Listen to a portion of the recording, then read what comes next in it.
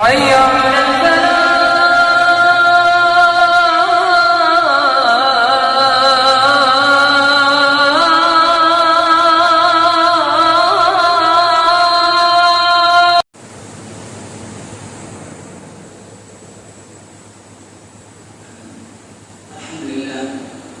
الحمد لله وكفى وسلام على عباده الذين اصطفى. أما بعد فأعوذ بالله من الشيطان الرجيم. بسم الله الرحمن الرحيم. فالذين آمنوا به وعزروه ونصروه واتبعوا النور الذي أنزل معه أولئك هم المفلحون. وقال النبي صلى الله عليه وسلم: من آذاني فقد آذى الله ومن آذى الله فليوشك أن يأخذه. كما قال علیہ الصلوۃ والسلام. محترم حاضرین اور میرے عزیز ساتھیوں، السلام علیکم ورحمۃ اللہ وبرکاتہ. جیسا کہ میں پہلے سے موضوع لیا گیا ہے وہ ہے محبت رسول صلی اللہ علیہ وسلم اور اس کے تقاضے. ماہ ربیع الاول کا مہینہ ہمارے اوپر سایہ فگن ہے اور بڑی تیزی سے اس کے ایام گزرتے جا رہے ہیں. دراصل ماہ ربیع الاول وہ مہینہ ہے جس میں افضل البشر، افضل الخلائق، سید الانبیاء، امام الانبیاء حضرت محمد مصطفیٰ احمد مصطفیٰ صلی اللہ علیہ وسلم اس کائنات میں تشریف لے آئے. آپ صلی اللہ علیہ وسلم سے محبت، آپ صلی اللہ علیہ وسلم سے تعظیم، آپ صلی اللہ علیہ وسلم سے عقیدت اور محبت رکھنا، آپ صلی اللہ علیہ وسلم سے شیفقت رکھنا، یہ دراصل ہمارے ایمان اور ہمارے عقیدے کا مسئلہ ہے. قرآن مجید میں اللہ تعالیٰ نے ارشاد فرمایا: الذین آمنوا بہ وعزروہ، کہ وہ لوگ جو لوگ ایمان لے کر آئے اس رسول پر، وعزروہ اور اس کی تعظیم کرتے ہیں، اس سے محبت کرتے ہیں، اس سے عقیدت رکھتے ہیں، اس سے لطف کرتے ہیں، ونصروہ اس کی نصرت کرتے ہیں، اس کی مدد کرتے ہیں، اس کو طاقت پہنچاتے ہیں، واتبعوا النور الذی انزل معہ اور اس رسول کے ساتھ جو شریعت نازل ہوئی ہے، جو نور نازل ہوا ہے، اس کی اتباع کرتے ہیں. فاولئک هم المفلحون، تو ایسے ہی لوگ دراصل فلاح پانے والے. اسی طریقے سے آپ صلی اللہ علیہ وسلم سے محبت اور تعظیم کیوں کی جائے تو خود رسول صلی اللہ علیہ وسلم نے اس کا جواب دیا ہے کہ من آذانی فقد آذی اللہ، کہ جو شخص مجھے اذیت دے گا. اذیت کس معنی میں؟ آپ صلی اللہ علیہ وسلم کی نافرمانی کر کے، آپ صلی اللہ علیہ وسلم کی معصیت کر کے، آپ صلی اللہ علیہ وسلم سے منہ پھیر کر، رخ موڑ کر جو آپ صلی اللہ علیہ وسلم کو اذیت پہنچانے کی کوشش کرے گا تو اس کے سلسلے میں اللہ تعالیٰ فرمایا کہ اللہ تعالیٰ کو تکلیف پہنچاتا ہے. من آذانی فقد آذی اللہ، جس نے مجھے تکلیف پہنچائی تو اس نے گویا اللہ تعالیٰ کو تکلیف پہنچائی. اور جو شخص اللہ تعالیٰ کو تکلیف پہنچاتا ہے تو پھر بہت قریب ہے کہ اللہ تعالیٰ اس کو عذاب میں گرفتار کرے، اللہ تعالیٰ اسے پکڑ کر لے، اللہ تعالیٰ اس کو دبوچ دے. تو اسی لیے یہ نبی سے محبت کا معاملہ، نبی سے تعظیم کا معاملہ، نبی سے شیفقت کا رویہ یہ انسان سے مطلوب ہے، یہ مسلمانوں سے مطلوب ہے. یہ جتنی زیادہ ہوگی اور جتنی حقیقی ہوگی اتنا ہی زیادہ ہمارا ایمان کامل اور مکمل ہوگا. سوال یہ ہے کہ نبی صلی اللہ علیہ وسلم نے محبت کیوں کی ہے؟ تو ظاہر سی بات ہے، معلوم بات ہے کہ کوئی شخص آپ سے محبت کرے تو کیا آپ اس سے محبت نہیں کریں گے؟ یہ بڑی بے غیرتی اور حمیتی کی بات ہے کہ کوئی شخص آپ سے بے انتہا محبت کرے، آپ سے بے انتہا عقیدت رکھے اور آپ اس سے منہ پھیر کر چلیں، آپ اسے رخ موڑ کر چلیں، آپ اسے پیٹ پھیر کر چلیں. آپ صلی اللہ علیہ وسلم نے ہمارے لیے، ہم امتیوں کے لیے، ہم انسانوں کے لیے کتنی تکلیفیں برداشت کی ہیں، کتنی مصیبتیں جھیلی ہیں، کتنے مسائل کا سامنا کیا ہے. آپ اگر غور کریں تو آپ کی آنکھوں میں آنسو آ جائیں گے. آپ صلی اللہ علیہ وسلم نے ہمارے ایمان کے لیے، ہماری ہدایت کے لیے، انسانیت کی ہدایت کے لیے اتنی تکلیفیں برداشت کی تو کیا سے محبت نہیں کریں گے؟ کیا ہم ان سے حقیقت نہیں رکھیں گے؟ کیا ہم ان سے تعظیم نہیں رکھیں گے؟ اور پھر یہ بھی کہ نبی صلی اللہ علیہ وسلم نے اپنی اطاعت کو اللہ کی اطاعت سے جوڑ رکھا ہے اور اپنی نافرمانی کو اللہ کی نافرمانی سے، اللہ کی ناراضگی سے جوڑ رکھا ہے، جیسا کہ میں نے ابھی آپ کے سامنے بیان کیا پیچھے قرآن میں کئی جگہ ارشاد فرمایا گیا من اطاعنی فقد اطاع اللہ. آپ صلی اللہ علیہ وسلم کی حدیث بھی ہے قرآن میں، اسی طرح وہی کہ رسول فقد اطاع اللہ، جس نے رسول کی اطاعت کی اس نے اللہ کی اطاعت کی. تو نبی کی اطاعت درست کہ اللہ تعالیٰ کی اطاعت ہے. اسی وجہ سے کہا گیا ہے کہ محمد سے محبت دین حق کی شرط اول ہے، اسی میں وہ اگر خامی تو سب کچھ نامکمل ہے. تو نبی سے محبت، نبی سے عقیدت، نبی سے تعظیم کا رویہ یہ مطلوب ہے. اب سوال یہ اٹھتا ہے کہ کیا یہ عقیدت، یہ محبت صرف دل کی حد تک محدود ہو کر رہ جائے گی؟ کیا دل کے اندر ہی صرف رہے گی؟ کیا اس کا کوئی عملی اثر ہماری زندگیوں میں دکھے گا یا نہیں دکھے گا؟ یا ایک لفظ میں یہ کہیے کہ آپ صلی اللہ علیہ وسلم کی تعظیم کے، آپ صلی اللہ علیہ وسلم سے محبت کے تقاضے کے قرآن مجید اور حدیث کی روشنی میں آپ صلی اللہ علیہ وسلم کے حقوق اتنی تفصیل سے ملتے ہیں کہ حقیقت تو یہ ہے کہ اگر انسان پوری زندگی آپ صلی اللہ علیہ وسلم کے حقوق اور آپ صلی اللہ علیہ وسلم کے واجبات اور اس کے فرائض کو بجا کرنے میں گزار ڈالے، پھر بھی آپ صلی اللہ علیہ وسلم کے حقوق وہ ختم نہیں ہوں گے.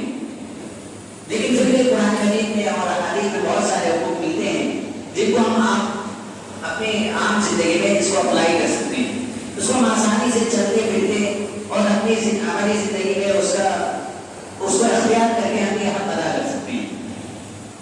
سب سے پہلا آپ صلی اللہ علیہ وسلم سے تعظیم کا یہ ہے کہ آپ صلی اللہ علیہ وسلم سے بے انتہا محبت کی ہے، بے انتہا محبت کی ہے. بے انتہا محبت کیوں کی جائے اس کا میں نے ابھی تذکرہ کیا تھا. البتہ بے انتہا محبت اس لیے بھی کرنا ہے کہ قرآن مجید جو انسانیت کے لیے صحیح ہدایت ہے، نہ انسان کی سب سے بڑی ضرورت اگر کوئی ہو سکتی ہے جو ہے کہ انسان ہدایت پا جائے، انسان راہ راست پر آ جائے.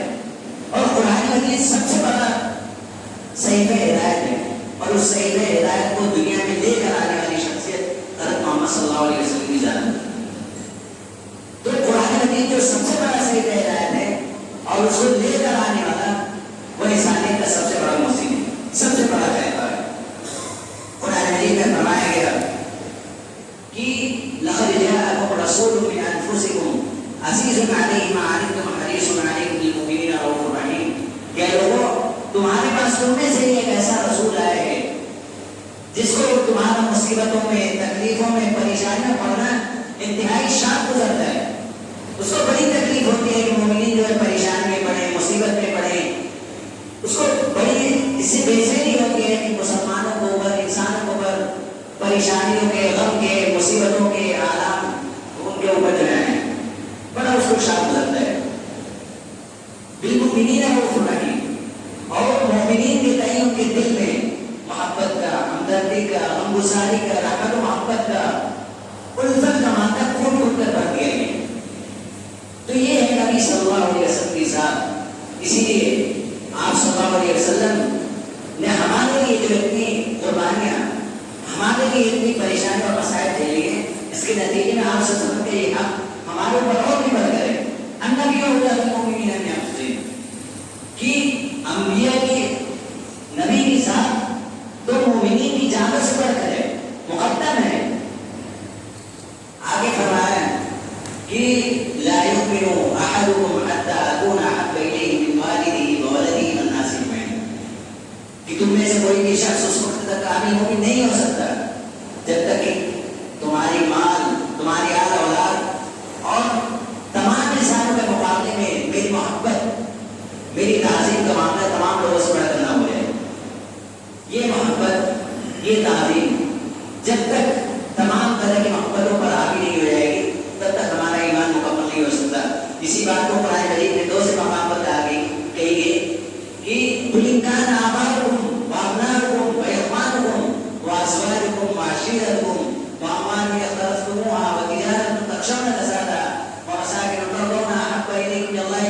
الوجیہات فی سبیلی فتربصوا حتی یأتی اللہ بأمرہ کہ اے لوگوں اگر تمہارے باپ تمہارے بیٹے تمہارے بھائی تمہاری بیویاں تمہارے خاندان تمہاری گھر جن کو تم بناتے ہو تمہاری تجارتیں جن کے مات پر جانے سے تم ڈرتے ہو اگر یہ تمام چیزیں اللہ سے اور اس کے رسول سے بڑھ کر اگر تمہیں محسوس ہو رہی ہیں تو پھر انتظار کرو اس وقت تک کہ اللہ تعالیٰ اپنا معاملہ لے کر آئے اللہ تعالیٰ اپنا آسان لے کر چلے تم پر جو ہے وہ ٹوٹ پڑے بے شک اللہ تعالیٰ فاسق لوگوں کو ہدایت نہیں ہے. اصل میں معاملہ یہ ہے کہ نبی سے محبت کا جو معاملہ ہے یہ ہم سمجھ ہی نہیں پاتے. ہم وہ بندر ہیں کہ جس نے کبھی ادرک کا سواد نہیں چکھا ہے اسی لیے ہم جانتے ہیں کہ نبی سے محبت کا معاملہ جو ہے یہ کتنا عظیم ہے یا نبی سے محبت کا مطلب کیا ہے کیسی محبت ہونی چاہیے. صحابہ کرام رضی اللہ تعالیٰ عنہ کتنی محبت کرتے تھے آپ صلی اللہ علیہ وسلم سے کہ جب پڑھتے ہیں تو حیرت ہوتی ہے. آپ صلی اللہ علیہ وسلم نے فرمایا کہ میرے دیدار سے محرومی یہ مومن کی سب سے بڑی جو ہے محرومی ہونی چاہیے سب سے بڑی مصیبت اس کو سمجھنا چاہیے کہ میں اس سے جدا ہو گیا. آپ صلی اللہ علیہ وسلم نے فرمایا اذا اصاب احدکم مصیبت فلیصبر بی فلیصبر مصابہ بی فإنہ من اعظم المصائب کہ جب تم میں سے کوئی کسی شخص کو کوئی مصیبت پہنچے تو وہ یاد کرے کہ وہ مجھ سے جدا ہو گیا میں اس سے جدا ہو گیا میں اس کو دکھا نہیں میں اس کو ملا نہیں. یہ اس کی سب سے بڑی مصیبت ہونی چاہیے یہ اس کی سب سے بڑی تکلیف ہونی چاہیے یہ اس کا سب سے بڑا غم یہ اس کی سب سے بڑے حزن ہونا چاہیے یہ ہمارا سب سے بڑا دکھ ہونا چاہیے ہماری سب سے بڑی اپنی محرومی سمجھنی چاہیے کہ میں نبی کے دیدار سے محروم رہا میں نبی کے رفاقت سے محروم رہا میں نبی کی جو ہے صحبت سے محروم رہا میں نبی کی شفقت سے محروم رہا میں نبی کی مجلسوں سے دور رہا میں نبی کے صحابہ کے جو ہے راستے پر اور نبی کے جو ہے وہ ساتھ ساتھ سفر میں نہیں چل سکا میں نبی کے ساتھ جو ہے غزوات میں شریک نہیں ہو سکا. یہ ہماری سب سے بڑی محرومی اور یہ ہمارا سب سے بڑا غم ہونا چاہیے.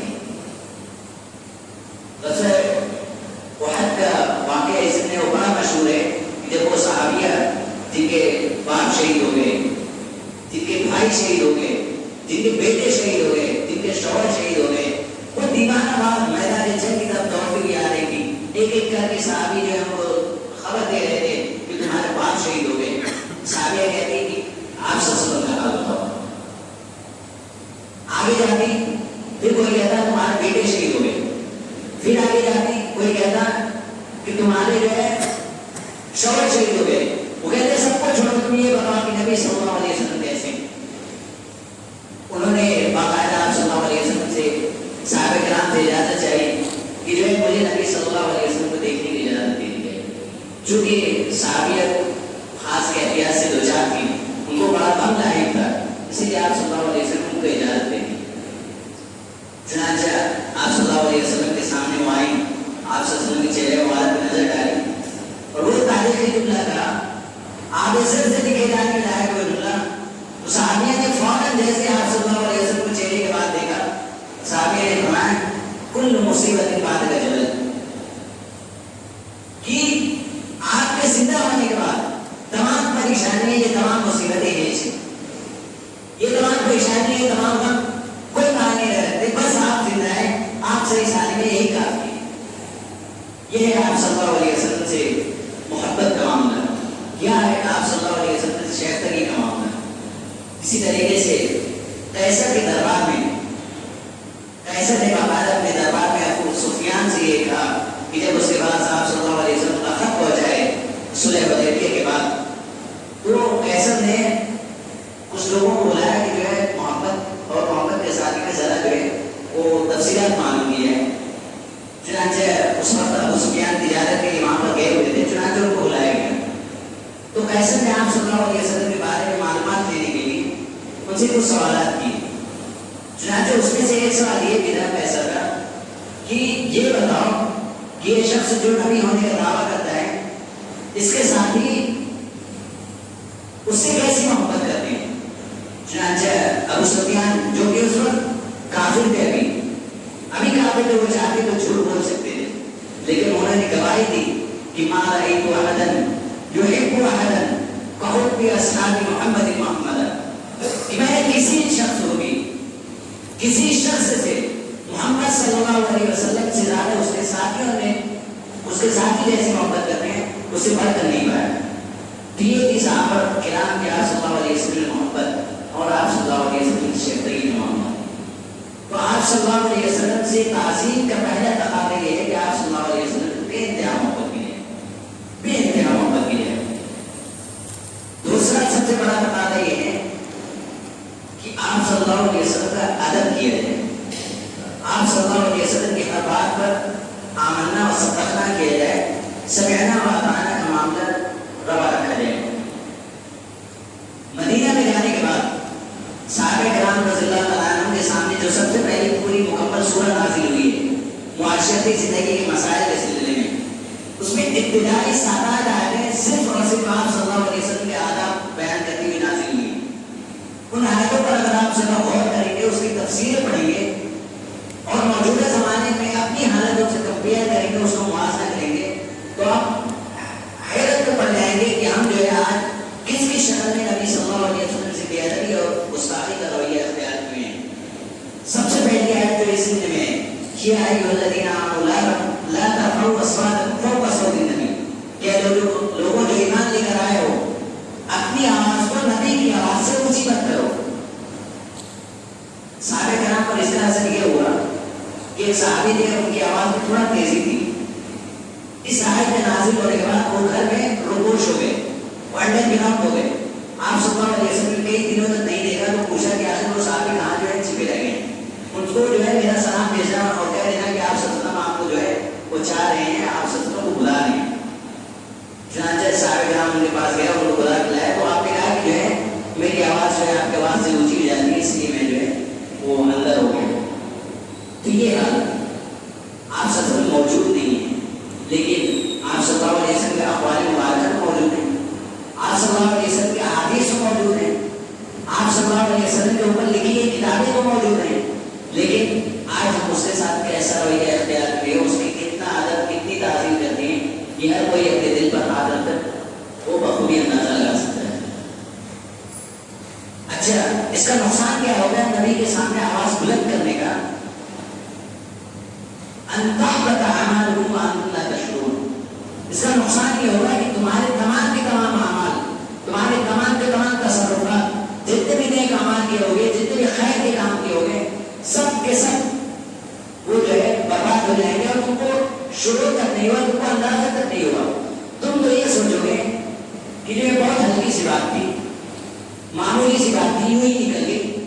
لیکن ہوگا یہ کہ تمہاری نمازیں, تمہاری زکات, تمہارے حج, تم نے اگر جہاد کیا ہوگا تو یہ سب بھی, یہ تمام کے تمام اکارت ہو جائیں گے.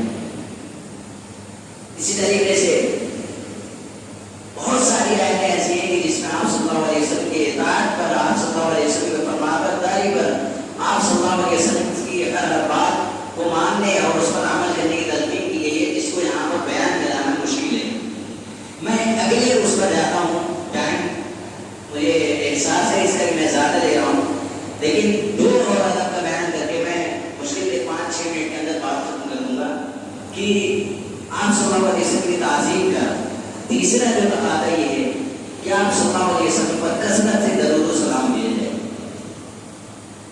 قرآن مجید میں اللہ تعالیٰ باقاعدہ اس کا حکم دیتا ہے کہ ان اللہ و ملائکتہ یصلون علی النبی یا ایھا الذین آمنوا صلوا علیہ وسلم تسلیما.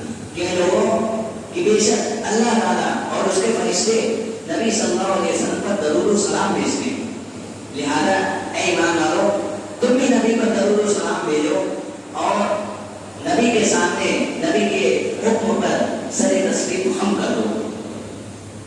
پوری اسلامی شریعت میں چاہے آپ قرآن مجید چھان مارے, پوری حدیث نبویہ آپ چھان مارے, کہیں پر بھی آپ یہ نہیں پائیں گے کہ اللہ تعالیٰ نے کسی حکم کی تاکید بیان کرنے کے لیے باقاعدہ یہ جملہ کہا کہ میں ایسا کرتا ہوں چنانچہ تم بھی ایسا کرو, سوائے آپ صلی اللہ علیہ وسلم پر درود و سلام بھیجنے کے. کہ درود و سلام بھیجنے کے معاملے میں اللہ تعالیٰ نے باقاعدہ اپنا حوالہ دیا ہے کہ میں نبی پر درود بھیجتا ہوں, لہٰذا تم بھی درود بھیجو. اسی طریقے سے آپ صلی اللہ علیہ وسلم کے سامنے صحابہ کرام اگر سوال کیا کرتے تھے کہ ایسا کون شخص ہے, ایسا کون شخص ہے, مفلس کون ہے, فقیر کون ہے, تو اسی طریقے سے ایک مرتبہ صحابی نے پوچھا کہ اے رسول صلی اللہ علیہ وسلم بخیل کون ہے، کنجوس کون ہے، کمسد کون ہے، گھٹیا شخص کون ہے؟ تو آپ نے کہا البخیل من اذا ذکرت عنده فلم يصلی علیہ، کہ کنجوس وہ شخص ہے جس کے سامنے میرا ذکر ہو اور وہ مجھ پر درود نہ بھیجے۔ اسی طریقے سے باہر اس سلسلے میں حدیثیں ملتی ہیں کہ من صلی علیہ صلاۃ واحدۃ صلی اللہ علیہ وسلم صلی اللہ علیہ عشر صلوات، کہ جو شخص مجھ پر ایک مرتبہ درود بھیجتا ہے اللہ تعالیٰ اس پر 10 مرتبہ درود بھیجتے ہیں، 10 مرتبہ سلامتی کی دعائیں اللہ تعالیٰ خود کرتا ہے۔ آپ ذرا غور کریے کہ کسی شخص کی عادت بن گئی ہو، اس کی یہ جو خصلت بن گئی ہو کہ جیسے ہی نبی صلی اللہ علیہ وسلم کا نام آئے، جیسے ہی نبی صلی اللہ علیہ وسلم کا ذکر آئے، وہ فوراً صلی اللہ علیہ وسلم کا نام بول دے، صلی اللہ علیہ وسلم کا جملہ ادا کرے، اور اللہ تعالیٰ اس پر ہر مرتبہ 10 مرتبہ درود و سلامتی کہ اللہ تعالیٰ وہ جو ہے دعا کرتے ہیں، تو آپ ذرا سن کے اس کی زندگی میں کوئی غم، کوئی مصیبت، کوئی پریشانی باقی رہ جائے گی۔ کسی نے وہ شعر جو کہا ہے وہ تھوڑا غلط بیک گراؤنڈ رکھتا ہے، لیکن پھر بھی یہاں پر اس سنس میں پیش کر دیتا ہوں، وہ بڑا ہی صحیح ہے کہ ہر درد کی دوا صلی علی محمد، ہر درد کی دوا ہے صلی علی محمد کہتے رہی، صلی علی محمد کہتے رہی۔ تو یہ ہماری ایک عادت بن جانی چاہیے کہ جیسے ہی آپ صلی اللہ علیہ وسلم کا نام آئے، آپ صلی اللہ علیہ وسلم کا جیسے ذکر ہے، ہماری زبانوں سے بے ساختہ صلی اللہ علیہ وسلم صلی اللہ علیہ وسلم کا جملہ ادا ہو جانا چاہیے۔ چوتھا اور آخری ادب تو نہیں کہہ سکتا، چوتھا ادب بیان کر کے میں یہاں سے رخصت چاہوں گا، وہ یہ ہے کہ آپ صلی اللہ علیہ وسلم سے ملنے کی، آپ صلی اللہ علیہ وسلم ملاقات کی، آپ صلی اللہ علیہ وسلم سے ملنے کی طرف کثرت، جذبہ اور آرزو رکھی ہے کہ میں آپ صلی اللہ علیہ وسلم مل جاؤں، میری آپ صلی اللہ علیہ وسلم ملاقات ہو جائے، میں آپ کے گلے لگ جاؤں، میں آپ کے دامن پکڑ لوں، میں آپ کے دامن میں اپنا سر چھپا لوں، میں آپ کو اپنے دکھڑے سناؤں، میں آپ کو کہانیاں سناؤں۔ یہ ہر کسی کو جو ہے یہ خواہش اور تمنا ہونی چاہیے۔ خود باہر حدیث میں ملتا ہے، واقعات میں ملتا ہے کہ ایک صحابی آپ صلی اللہ علیہ وسلم کی خدمت میں آئے، انہوں نے کہا، انہیں بہت سارے سوالات کیے، اس میں ایک سوال یہ کیا کہ نبی صلی اللہ علیہ وسلم متی الساعۃ، قیامت کب آئے گی؟ تو آپ صلی اللہ علیہ وسلم نے پوچھا صحابی سے کہ ٹھیک ہے تم قیامت کے بارے میں سوال تو کر رہے ہو، لیکن یہ بتاؤ ماں آدھا ہوا کہ اس سلسلے میں تم نے کیا تیاری کی؟ آج ہم میں سے ہر شخص یہ سوچے، اپنے دل پر غور کرے کہ اگر ابھی اس کو کہہ دیا جائے کہ 5 منٹ کے بعد اس کی موت واقع ہو جائے گی تو میرا کیا حشر ہوگا؟ یہ ہر کوئی سوچ سکتا ہے۔ ہم نے کیا تیاری کی، ہم نے آخرت کے لیے کیا بھیجا ہے؟ خیر آپ صلی اللہ علیہ وسلم کے جواب میں انہوں نے کہا کہ نبی صلی اللہ علیہ وسلم میں نے بہت سارے نیک اعمال تو نہیں کیے، میں نے بہت سارے فرائض پر عمل تو نہیں کیا، لیکن اے اللہ کے رسول صلی اللہ علیہ وسلم مجھے آپ سے قلبی محبت ہے، مجھے آپ سے دلی محبت ہے۔ تو آپ صلی اللہ علیہ وسلم نے کہا کہ پھر خوش ہو جاؤ کہ قیامت کے روز لوگ انہی کے ساتھ ہوں گے جن سے وہ محبت کرتے ہیں۔ البتہ من احب، کہ آدمی انہی کے ساتھ ہوگا جن سے وہ محبت کرتا ہے۔ چونکہ صحابہ کرام رضی اللہ تعالیٰ عنہم اجمعین اس بات میں کوئی یقین تو نہیں ہے کہ اعمال کی بنیاد پر ان کی مغفرت ہو جائے گی، لیکن وہ اس بات کو مکمل پختہ اور اعتقاد اور یقین کرتے تھے کہ نبی صلی اللہ علیہ وسلم سے محبت کا جو معاملہ ہے وہ اس میں بالکل پختہ ہے۔ وہ ہم سے قلبی محبت کرتے ہیں، جہاں تک کہا جاتا ہے کہ روایتوں میں آتا ہے کہ جب یہ حدیث صحابہ کرام رضی اللہ عنہم کے درمیان رائج ہوئی تو باہر کہتے ہیں کہ اس سے زیادہ ہمیں کبھی خوشی نہیں ہوئی، کیونکہ بھائی جنت کا معاملہ تھا، آخرت کا معاملہ تھا، باہر محبت کا معاملہ تھا، اور محبت کے بارے میں ایک طرح سے فیصلہ سنا دیا گیا تھا کہ تمہاری ایک طرح سے مغفرت ہو چکی ہے، تمہاری ایک طرح سے سفارش ہو چکی ہے۔ ایک واقعہ بیان کر کے میں ختم کرتا ہوں بات کو کہ ہم سب جانتے ہیں کہ مسجد نبوی میں اصحاب صفہ رہا کرتے تھے۔ اصحاب صفہ دراصل وہ لوگ رہا کرتے تھے کہ جن کا کوئی گھر نہیں ہوتا تھا، جن کو مال جائیداد نہیں ہوتی تھی، بیوی بچے نہیں ہوتے تھے، رہنے کو گھر وغیرہ نہیں ہوتا تھا، تو مسجد نبوی میں ایک سائڈ جو ہے وہ چبوترے بنے ہوئے تھے، تو وہاں پر جو ہے وہ کچھ صحابہ کرام، کبھی کبھی ان کے دادا سو کے قریب کی گئی ہے، وہ لوگ وہاں پہ رہا کرتے تھے. اور ہماری مائیں جو مومنین ہیں ان کے جو حجرے تھے وہ بھی جو ہے مسجد نبوی کی ایک سائڈ میں تھے. چنانچہ آپ صلی اللہ علیہ وسلم باری باری اپنی ایک ماں کے پاس یعنی اپنی بیوی کے پاس جو رات گزارتے تھے. تو یہ اصحاب صفہ جو رہا کرتے تھے وہ باقاعدہ آپ صلی اللہ علیہ وسلم کو دیکھا کرتے کہ جو ہے آپ صلی اللہ علیہ وسلم کہاں پر رات گزارتے ہیں. چنانچہ وہ اس خیمے سے اس حجرے سے نہ کر جو ہے وہ پوری رات گزارتے تھے. اور جب آپ صلی اللہ علیہ وسلم آخری پہر میں جا کر اٹھتے تھے نماز کے لیے تہجد کے لیے تو یہ اصحاب صفہ وضو لاتے اور دیگر جو ہے امور میں جو ان کی مدد کراتے. تو آگے یہ ہے کہ اصحاب صفہ نے نبی صلی اللہ علیہ وسلم بہت خدمت کی. تو ان میں ایک صحابی تھے حضرت ربیعہ بن کعب اسلمی رضی اللہ عنہ. تو ایک مرتبہ اللہ کے رسول صلی اللہ علیہ وسلم نے ان سے کہا کہ سل ما شئت فسألُ یعطیک، کہ مانگو کیا مانگتے ہو، میں اللہ تعالیٰ سے دعا کروں گا کہ اللہ تعالیٰ تم کو نماز دے.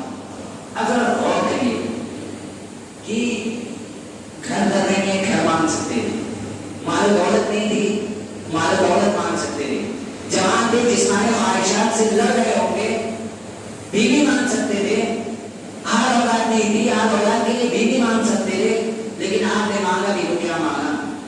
صحابی تھے نا، محبت تھی، قلبی محبت تھی. صحابی رسول صلی اللہ علیہ وسلم ربیعہ بن کعب نے جواب میں کہا مانگا تو کیا مانگا؟ مرافقت کا فی الجنہ، کہ اللہ کے رسول صلی اللہ علیہ وسلم میں جنت میں آپ کی رفاقت چاہتا ہوں، میں جنت میں آپ کا ساتھ چاہتا ہوں. تو نبی صلی اللہ علیہ وسلم کی آنکھوں میں آنسو بھر آئے.